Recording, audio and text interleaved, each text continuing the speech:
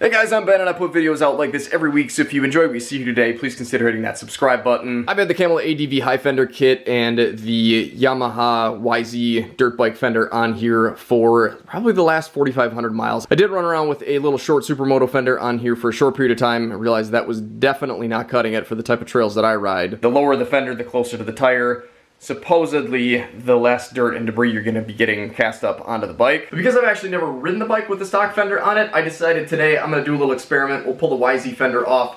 I'm going to stick the stock fender on. We'll run the bike through some mud, some water, and just kind of see how this does in comparison to the YZ high fender. All in all, with the extensive testing that I've done with this fender setup, I have to say I am pretty pleased with how this protects the bike. This hangs down even below the radiator, so I get nothing thrown up at the radiator itself. Of course, you do end up with a little bit of dirty water splashed up on it, but that's going to happen no matter what type of fender you're running. The one thing that I have noticed, though, is that the tire is still able to throw up debris behind the radiator, meaning it can get thrown all up my exhaust pipes and get caked on to the motor itself. Now, yes, it's a liquid-cooled engine, and no, I have not actually had any issues with overheating due to the mud getting packed on the motor, nor the fender being so close to that radiator. And as you can see, I do have a little bit of space there, and that was made possible by a couple washers stacked up on top of each other just on the back portion of the fender, just to kind of sort of tilt that down a bit. And even with that front sort of tilted up just a hair, I still have enough protection so any of the debris that gets thrown out this direction is still kind of caught by this kind of nice large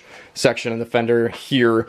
And if you don't have that, like back when I had my little supermoto fender on here, essentially what can happen is you can get stuff like cow manure thrown up into the air, and then the bike can then run right into that debris, and you end up with it all over your windshield and possibly all over yourself.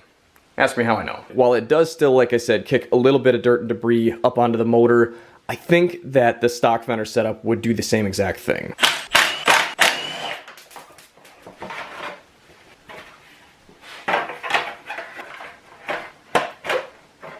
Another thing that I kind of forgot to mention that I want to test is how this bike does out on the highway now. I don't know that having this removed is going to completely fix the wobble, but I guess there's only one way to find out, so let's saddle up, take this thing out on the highway, see if it still wobbles around a bit, then we'll take it in some mud and dirt and see how much of a mess I can make of it. That seems to work just fine still. 70-ish indicated on the GPS, 72, 73. When I kind of slide from one side of the lane to the other, I can still tell that I've just got a absolutely giant 21-inch piece of rotating aluminum mass up there. And I can kind of tell that the bars sort of flex a little bit independently of that tire. I don't think that's any different at all. It doesn't matter what fender I've got on here. But I have to say, when I give the bars a little bit of input, this thing definitely kind of comes back in line a lot faster, which I totally understand. I mean, I've basically got a big shovel stuck out in the front of my bike, a big air shovel with that YZ high fender on here.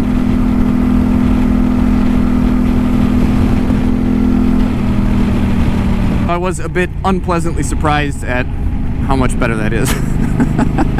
Not to say there isn't still a little bit of wobble there, and I mean, again, with a big tire, big long forks, you're just gonna kind of get that. It's not really something you can get away from. It's just something you're gonna have to learn to deal with really on any adventure bike or dual sport.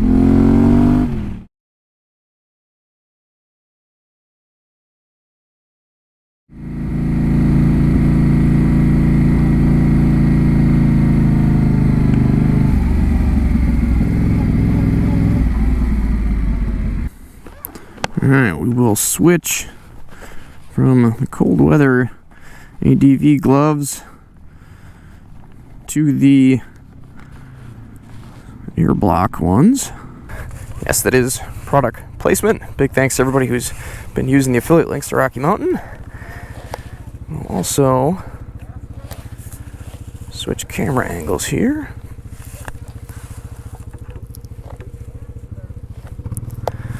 For you guys to be able to see, but you won't get splattered right away.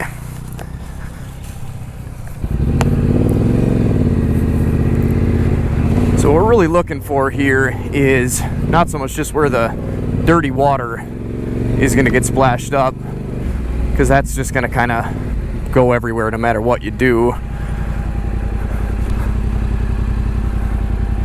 Seems like a bad decision with the camera hanging off there, doesn't it?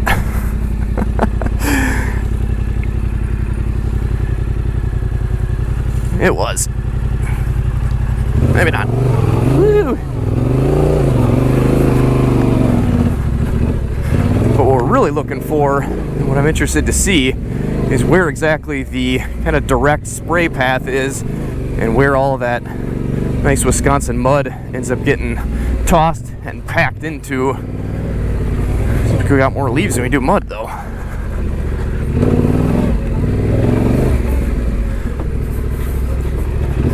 There's some mud. Woo! Especially with the little tiny supermoto fender that I ran to begin with on here, with the cutouts in it, I ended up with just mud packed into the radiator, which is, of course, not a good thing. That's what we're looking for. Usually I'm trying to avoid those. You guys still attached there? Hopefully still taking footage and not covered in mud. Should probably hop off and check that. Oh, should probably put the ABS on too.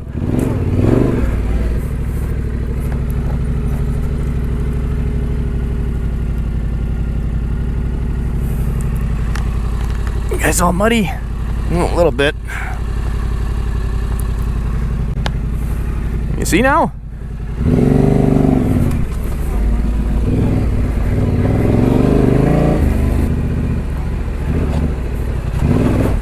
Oh, looking for mud, not rocks. I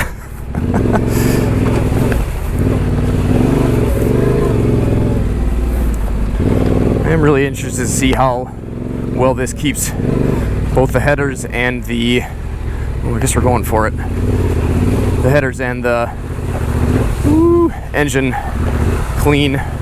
Woo. Okay, well.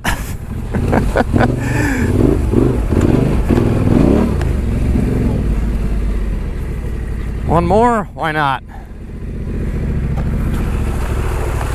Oh, that's why not.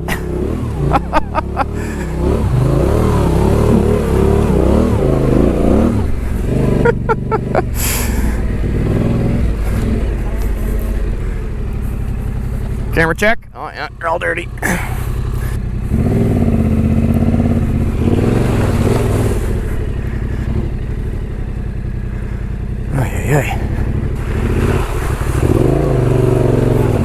Oh, I wanted a muddy route.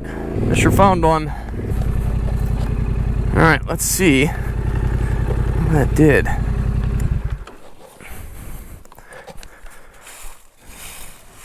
Well, that's an interesting development. My pipes are maybe even a little bit more dirty. I'm really surprised to see that. Take a little bit of a deeper look in there. Oh yeah, plenty of mud packed up in there. Definitely didn't save us much there at all. Might even be worse.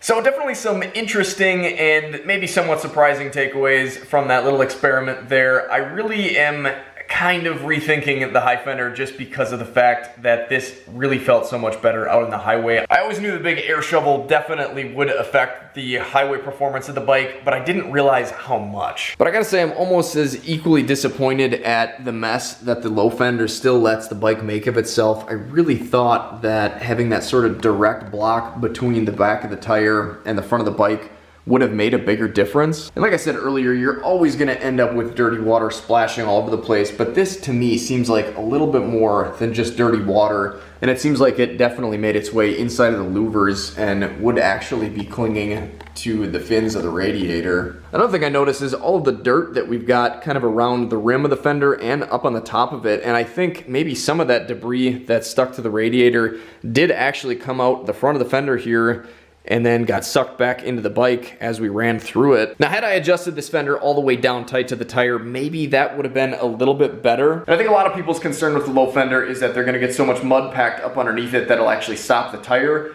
And yes, I know that happens, but I think there are sort of special circumstances that you need to come across, and it's not something that everybody's gonna come across.